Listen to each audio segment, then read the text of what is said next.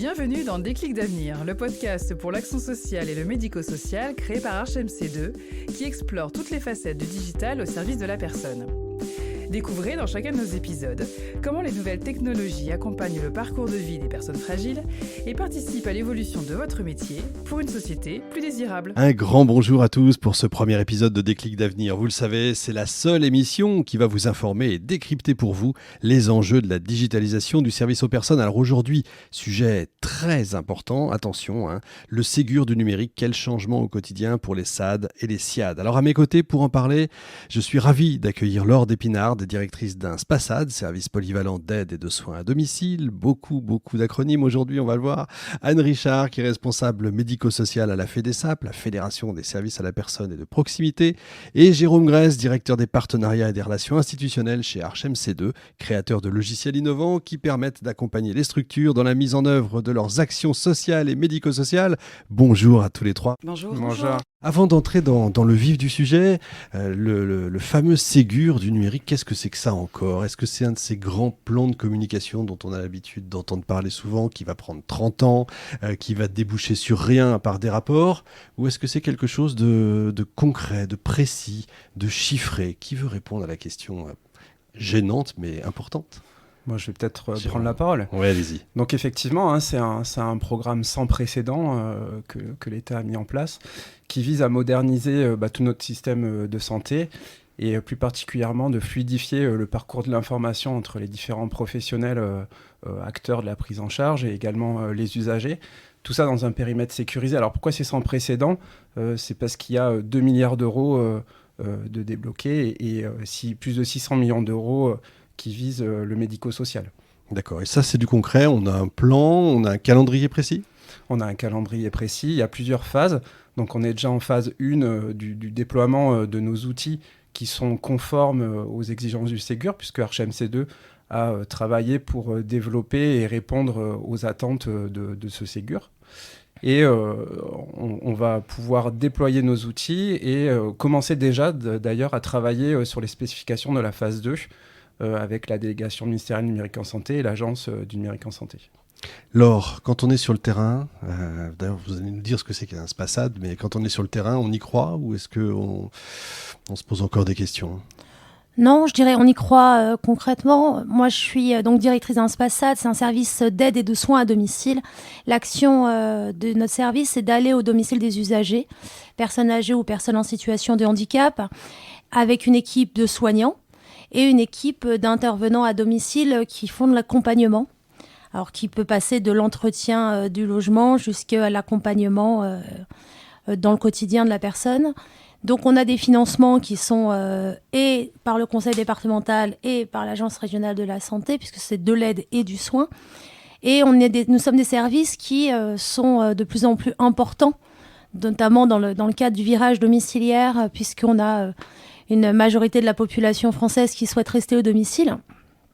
Et pour fluidifier justement le parcours des usagers, des patients à domicile, l'échange d'informations, il était temps que nos services entrent dans ce périmètre-là d'innovation en santé. On va voir les détails justement tout à l'heure, en quoi c'était important, notamment sur le terrain. C'est sur le terrain que c'est vraiment excessivement important.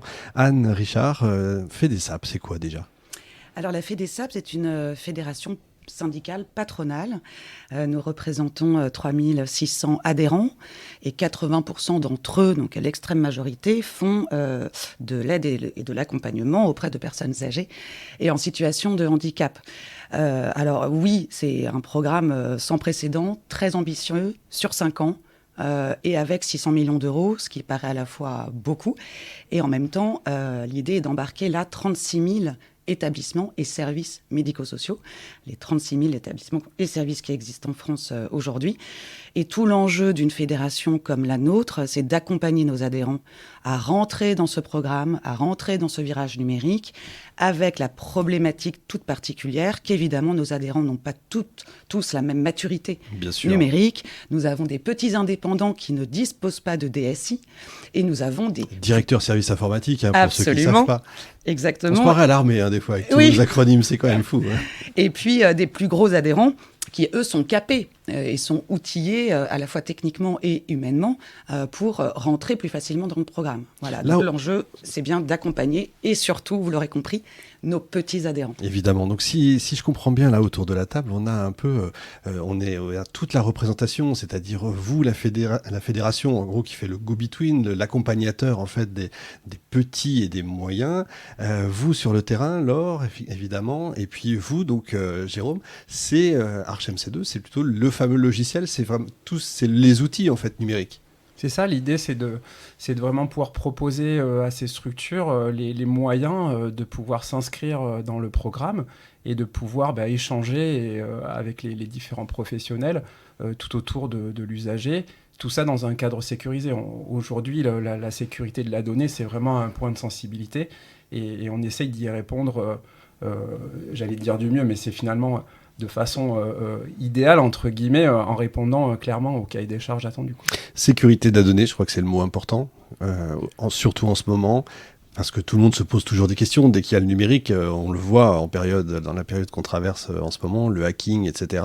On a toujours un peu peur maintenant de donner des informations. Est-ce que ça, vous garantissez cette sécurité ? Comment ça se passe ? Bien sûr, c'est tout ce qui est sur l'interopérabilité finalement de ces acteurs en normalisant des flux de façon structurée et sécurisée. C'est vrai qu'aujourd'hui, les structures type Spasat, donc elles existent depuis 2004 et elles travaillent, les différents professionnels travaillent en synergie les uns les autres depuis 2004, mais elles n'avaient pas forcément tous les moyens techniques, tous les outils pour pouvoir travailler correctement dans ce cadre justement sécurisé. Et c'est ça aujourd'hui où on assoit tout un système en lui donnant les moyens, en finançant les montées de version pour qu'il puisse travailler correctement. Laure, ça veut dire, en gros, si je caricature un peu, sur le terrain, on en était encore à presque s'envoyer des mails ou faire des fiches papier ? Oui. Ah, vraiment, oui, en fait. Concrètement, il y a encore des services qui fonctionnent au papier et à la fiche T pour la planification. C'est quoi la fiche T pour qu'on comprenne bien ? La planification murale avec des fiches fiches en T. D'accord, mais à l'ancienne, les années 60 en fait. Il y en a encore plein. Il y a encore plein de services qui fonctionnent comme ceci. Après, l'avancée de nos outils en même temps du fonctionnement de nos services, comme disait Jérôme, 2004. Modernisation du domicile avec l'apparition des Spasat, services d'aide et de soins, donc coordination obligatoire entre les différents intervenants.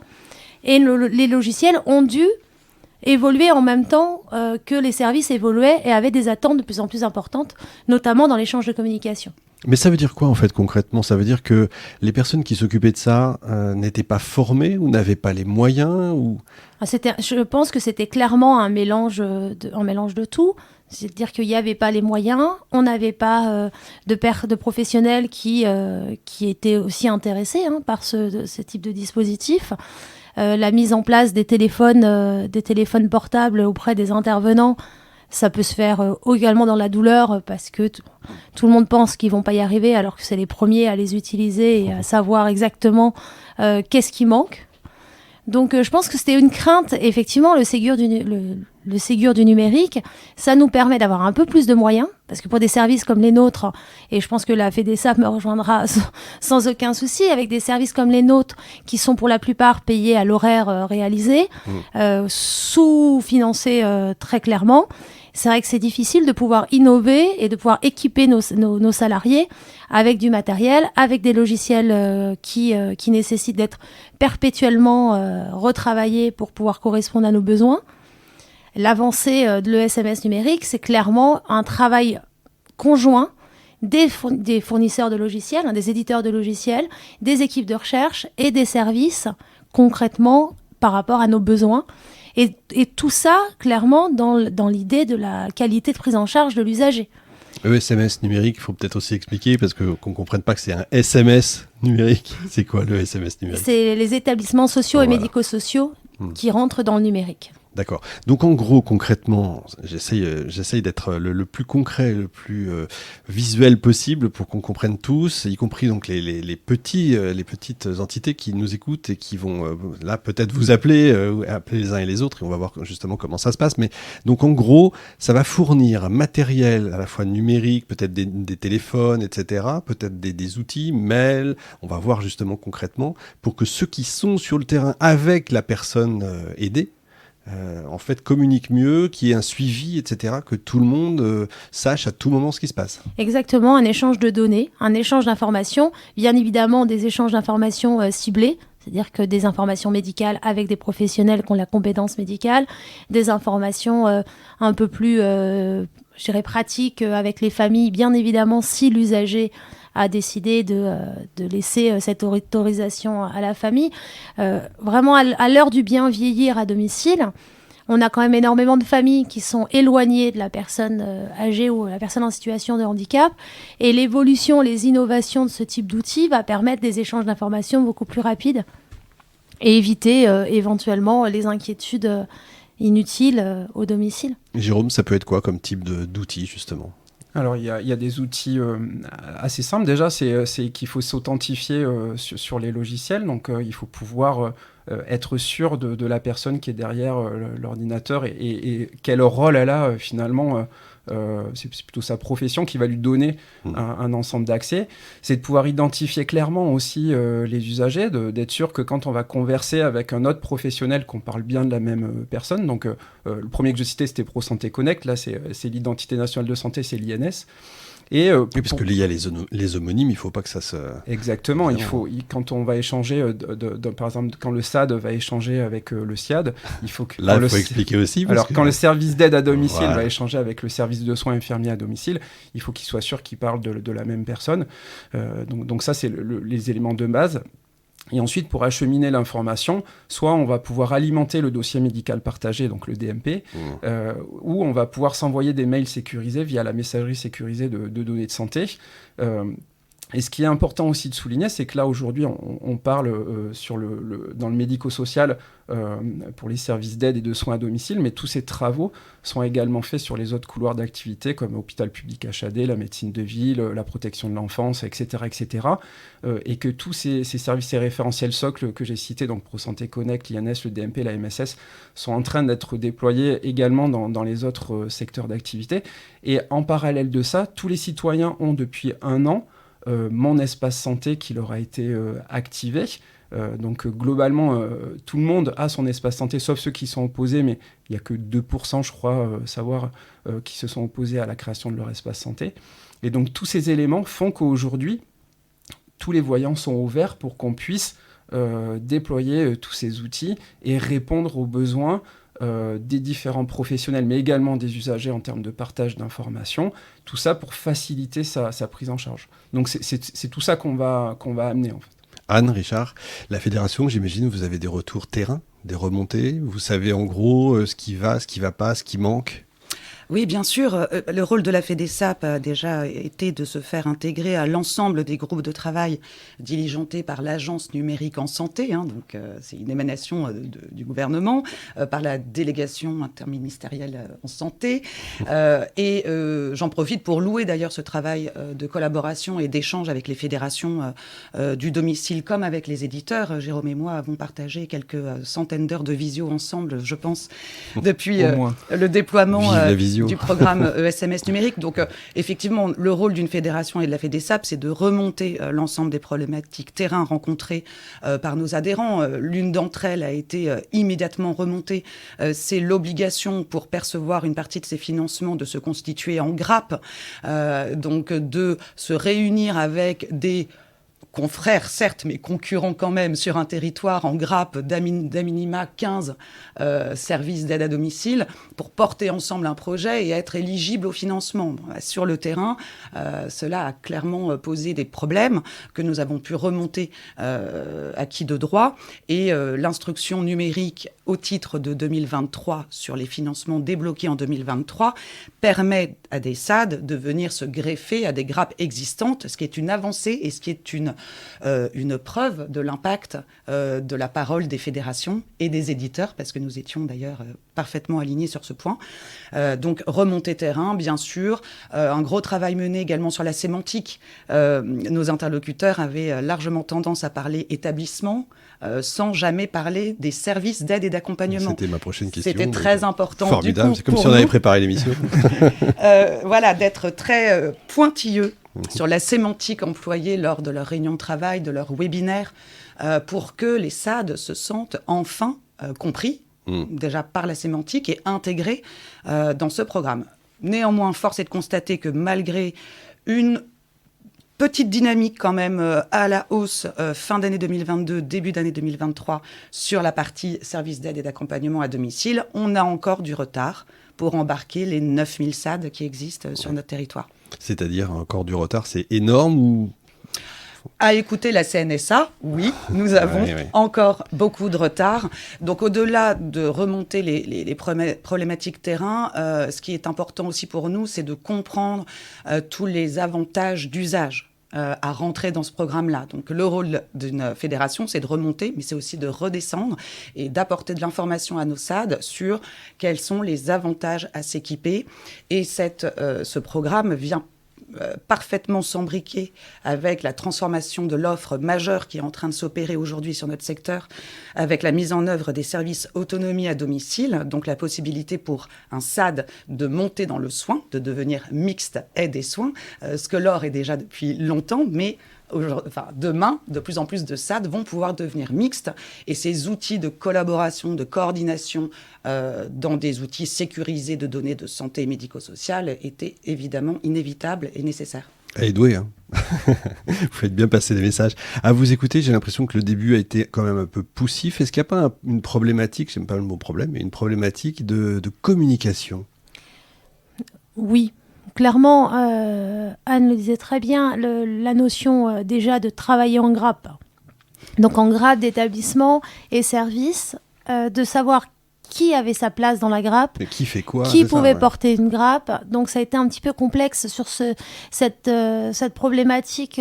Les éditeurs de logiciels, notamment Arch et Jérôme, nous ont soutenus et accompagnés, notamment pour la mise en lien avec d'autres services et d'accompagnement et d'aide qui nous ont permis de travailler ensemble. Après, c'était l'investissement. Faut pas oublier que le SMS numérique, c'est quand on a des petits établissements, on n'a pas forcément d'informaticiens ou de systèmes informatiques très développés, donc ça pouvait faire peur. Donc choisir un chef de projet, voir comment on pouvait être accompagné. Beaucoup de mes confrères, alors nous, on a la chance de porter une grappe qui a reçu le financement fin 2022. Et effectivement, le fait d'être accompagné par l'éditeur de logiciels, par un chef de projet, a sécurisé tout le monde, de savoir qu'on pouvait répondre à nos questions. Parce que effectivement, ça venait une grosse grappe à créer. C'est pas si simple que ça de mettre tout le monde autour de la table, justement avec ces notions de concurrence et d'incompréhension. Il faut presque des formations. Alors évidemment, il y a des choses plus simples, Jérôme, que le SMS. Il y a les SONS, c'est ça ? Voilà, c'est vrai qu'on parle de grappe, mais la genèse des grappes, c'est le programme SMS numérique qui a un financement à l'usage. Et donc, il y a un dispositif qui est finalement complémentaire au programme SMS numérique, qui est le dispositif SONS pour système ouvert et non sélectif. Donc toujours simple dans les mots. Oui, on fait simple. Et donc déjà, pour être éligible à ce dispositif, il faut que l'éditeur soit référencé par l'Agence du numérique en santé, donc ce qui est le cas de ArchMC2 qui a référencé toutes ces solutions. Donc on est bien éligible au financement. Et c'est un financement qui est accessible par un simple bon de commande. Donc la structure sollicite l'éditeur, donc en l'occurrence ArchMC2, et on peut produire un simple bon de commande qui permet une prise en charge à 100% par l'État sans reste à charge. Et donc l'idée, c'est que tout le monde se mette en conformité via ce dispositif et puisse utiliser les outils. Donc ça suppose, 1, être au courant, 2, savoir de quoi on a besoin. Qui informe les uns et les autres? Il y a ça, mais déjà, il y a un premier point, c'est de se dire, oui, je suis bien concerné. Oui. Donc, si déjà, il y a une première question, est-ce que ça me concerne? Est-ce que ça concerne ma structure? Il n'y a pas de doute à avoir, oui, les services d'aide à domicile, les services de soins, les EHPAD, les résidences-services, etc.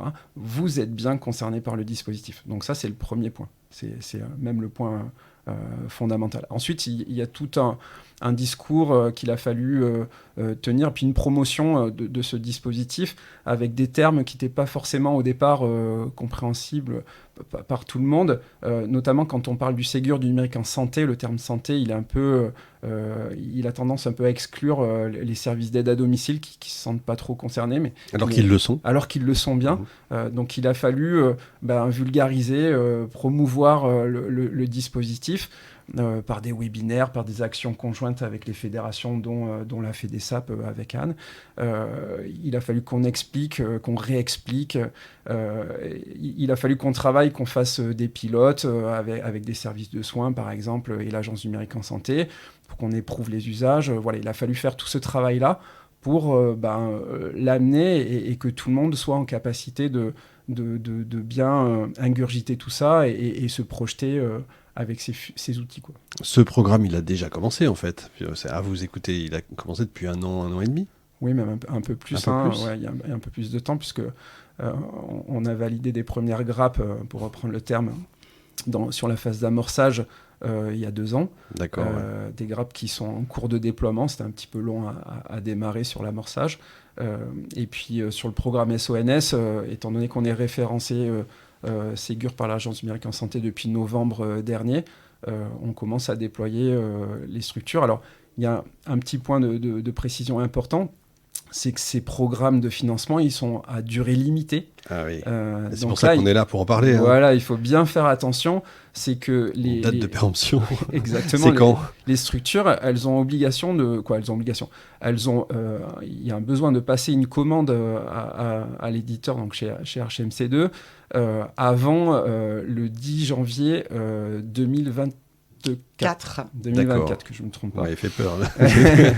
Ok, oui, donc ils ont 6 mois, quoi. Voilà, en sachant que ça, c'est une échéance administrative. D'accord, oui, il faut faire la demande, mais après... Il faut faire la demande, voilà, ensuite il faut être déployé, mais il y a aussi, j'ai envie de dire, l'écosystème dans lequel la structure gravite, où si tout le monde se met en conformité, mais pas la structure, elle sera en marge, et elle ne pourra plus échanger avec les autres acteurs de la prise en charge, puisqu'elles n'auront pas les outils sécurisés. Et le principe, justement, de ce système, c'est d'échanger d'outils sécurisés, bien sûr, à outils sécurisés.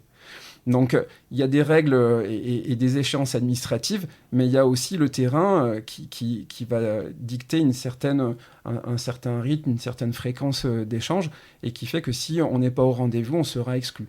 Donc, j'invite vraiment tout le monde à ne pas tarder à rentrer dans le dispositif, en sachant qu'il faudra aussi prendre en compte les contraintes de déploiement, et que plus tard, je passe commande SONS, ou plus tard, je serai déployé. Évidemment. Est-ce qu'il y a des limites de taille ? Est-ce qu'il faut être, je ne sais pas, j'imagine des indépendants qui se réunissent à 2-3 ? Est-ce qu'ils sont... Là, c'est question de béotien. Alors, pour le programme ESMS numérique, oui, il y a cette obligation de constitution en grappe. Pour le programme SONS, il n'y a aucune obligation de constitution en grappe. Il suffit de prendre attache avec son éditeur, de signer le bon de commande et de rentrer dans l'aventure. Et donc, effectivement, au-delà de leur apporter de l'information sur « allez-y », c'est le sens de l'histoire. Et demain, si vous ne vous outillez pas, vous ne pourrez plus envoyer de mail à aucun médecin concernant la prise en charge de l'une de vos personnes ça va jusque-là, âgées. en fait, d'accord. Parce que tous les mails devront transiter par la messagerie sécurisée de santé. Voilà, c'est typiquement ce genre d'exemple extrêmement concret que nous donnons à nos adhérents pour les pousser à y aller. Il y a évidemment l'autre argument du financement, de la poche, du porte-monnaie. Effectivement, les financements sont acquis jusqu'à fin 2026. Ensuite, nous n'avons pas de visibilité sur ces financements. Donc, il faut signer avant le 10 janvier 2024. Est-ce qu'ils doivent... c'est une question bête aussi. Ils doivent avancer l'argent et ils sont remboursés après, ce qui fait toujours peur. Ils n'ont rien à débourser. L'éditeur est directement financé par l'enveloppe étatique dévolue à ce programme SONS. Après, une autre explication quand même du fait que nos SAD aient du mal à se mobiliser, ce serait dommage de ne pas le redire ici, parce que ce serait méconnaître la réalité terrain, c'est qu'on traverse une crise historique du recrutement et que nos directeurs de structure aujourd'hui sont sur le terrain à essayer de trouver des auxiliaires de vie Bien sûr. pour pouvoir mettre en œuvre les plans d'aide APA et PCH pour leurs bénéficiaires. Donc c'est vrai qu'entre la transformation de l'offre avec la réforme des services autonomie à domicile, le programme ESMS numérique et SONS, donc ce virage numérique à prendre, et des conditions de travail terrain extrêmement compliquées du fait de la difficulté de trouver des auxiliaires de vie, ça fait beaucoup et le rôle des fédérations est d'autant plus majeur pour les accompagner, les entendre et les comprendre. Ben, vous ne devez pas chômer, j'imagine, en ce moment. Vous parliez d'auxiliaires de vie, il y en a qui sont à leur compte. Est-ce qu'ils rentrent dans ces schémas-là ou pas du tout? Rien à voir? Alors non, car ce programme ne concerne que les services et établissements dits autorisés. Voilà, d'où le programme ESMS, établissements et services médico-sociaux autorisés. Donc seuls les auxiliaires de vie d'établissements et services pourront avoir accès, en fonction évidemment des accès qu'on leur a donnés, à certaines données. Alors, ces fameux établissements, comment ils doivent faire pour... ils doivent faire quoi? Ils appellent qui? Ils vont vers qui en premier? Ils vont vers Arch MC2? Ils vont voir... Ils appellent Laure? Ils vous appellent vous, Anne? Tout le monde, j'ai envie de dire. C'est-à-dire, l'éditeur est évidemment un très bon canal. Évidemment, ça c'est pour le SONS. De communication. Ouais, puis moi, j'ai envie de dire, finalement, c'est un peu à l'image de toute cette interopérabilité qu'on essaye de mettre en œuvre. Hein. C'est que c'est un petit peu l'action de tout le monde qui va faire que tout le monde, qu'on va tous y arriver. Donc ça, c'est vraiment important. Et c'est surtout aussi important de comprendre qu'on n'est qu'à la première étape, finalement, de ces programmes-là. Notamment, par exemple, sur le SONS, où on est sur une vague de fonctionnalités. Et on essaye d'embarquer tout le monde en collaborant tous les uns les autres. En faisant la promotion de ce dispositif, parce qu'il y a déjà une deuxième vague qui va arriver, et si je ne suis pas équipé de la première, je vais être en difficulté. C'est un peu à l'image d'un escalier où on va gravir des marches techniques. Et c'est par ce travail relationnel entre tous les acteurs qu'on arrive à promouvoir le dispositif. Donc autant ça passe par des structures comme celle de Laure, qui vont mettre en avant justement ces outils. Pourquoi ? Parce qu'elle va en avoir besoin pour déployer ces nouveaux usages et travailler sur le terrain. Et puis ça passe aussi par des fédérations comme la FEDESAP avec Anne, qui va faire la promotion de ces outils et également de ces usages sur lesquels on a travaillé avec la DNS et l'ANS, par exemple. Les agences, l'Agence régionale de la santé, typiquement l'ARS, et le conseil départemental, notamment de l'Essonne, ont commencé à relayer auprès des services les webinaires sur justement ce nouvel outillage qu'ils n'avaient pas fait avant, puisque moi, j'avais été mis dans la boucle via Arch MC2. Et là, j'ai clairement vu une avancée des autorités qui, je pense, essayent de donner un petit coup de fouet au programme. Il y a des financements, ils le disent très clairement, il y a des financements, il y a des gens qui peuvent vous accompagner. C'est l'État qui paye, il faut en profiter, quoi. Allez-y, on est sécure. Parce que la difficulté de nos services, j'en reviens, alors, on a le problème de recrutement, mais on a aussi un sérieux problème de financement pour nos structures. Donc, de savoir qu'il y a un financement pour nous accompagner. L'argent, c'est le nerf de la guerre. Il faut payer les salariés, mais il faut aussi payer tout ce matériel qu'on peut éventuellement avoir besoin, la montée de nos logiciels, parce qu'on a tous des logiciels métiers, mais qui sont plus ou moins obsolètes. Donc, toutes ces montées en compétences, à un moment donné, il faut pouvoir les financer. Donc, de savoir qu'on a une ligne budgétaire derrière qui nous permet d'accompagner nos établissements pour ça, c'est quand même sécurisant. Et c'est ce qui a fait pour la grappe que la MATPA que je porte, c'est clairement le fait d'avoir un financement qui permettait de pouvoir s'équiper. Alors, c'est 5 000 € par établissement, hein, mais 5 000 €, c'est énorme sur un budget qui est consacré 90% au salaire. Donc, on n'a plus beaucoup de budget pour les équipements numériques. et d'avoir un budget pour nous financer ces équipements-là, c'est quand même pas neutre.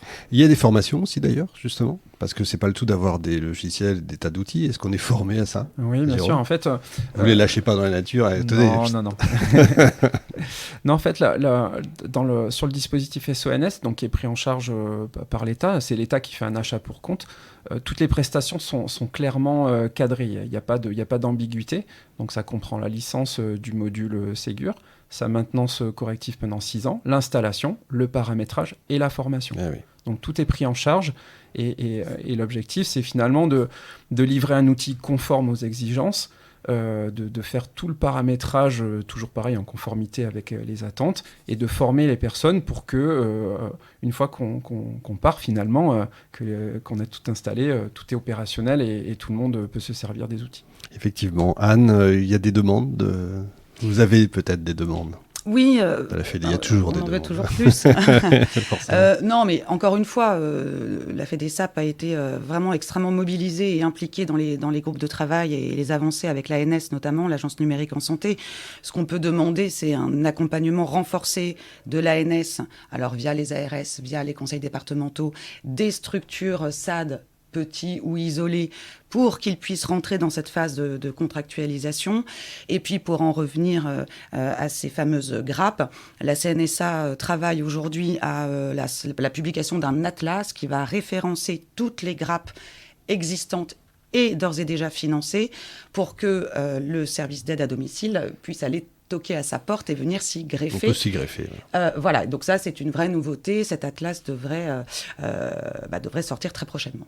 Laure, Anne, Jérôme, vous êtes formidables. Je pense qu'on a dit beaucoup de choses. De toute façon, il y a plein de sites internet. On va marquer ça, évidemment, dans l'accompagnement de cette émission. Déclic d'avenir est terminé. Merci à tous les trois de nous avoir permis d'en savoir beaucoup plus. Il faut y aller. C'est l'État qui paye. Si peut-être une dernière petite question, je ne sais pas qui veut répondre à ça. Nous, grand public, DMP...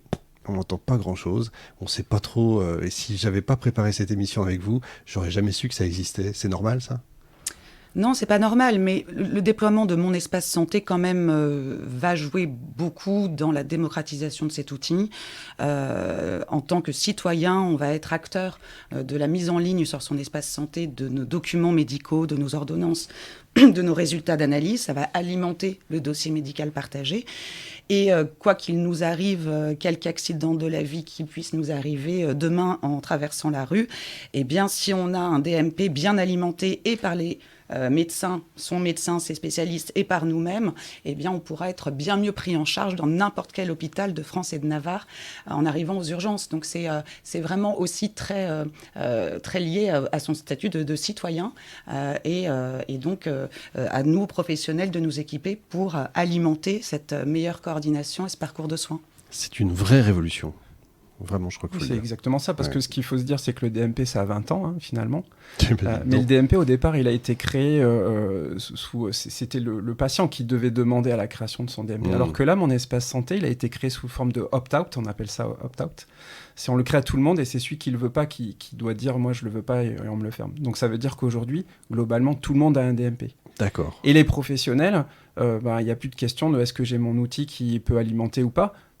Tous les outils des professionnels alimentent ou vont alimenter le DMP. Donc c'est ça qui change aujourd'hui, c'est que tous les voyants sont ouverts pour que ce fameux DMP puisse être alimenté. Et Mon Espace Santé, qui est construit finalement sur un socle DMP, va permettre d'y donner une dimension un petit peu plus intéressante, avec une interaction plus forte avec l'usager notamment. Super. Merci beaucoup à tous les trois. Merci. On se retrouve évidemment la prochaine fois. Salut.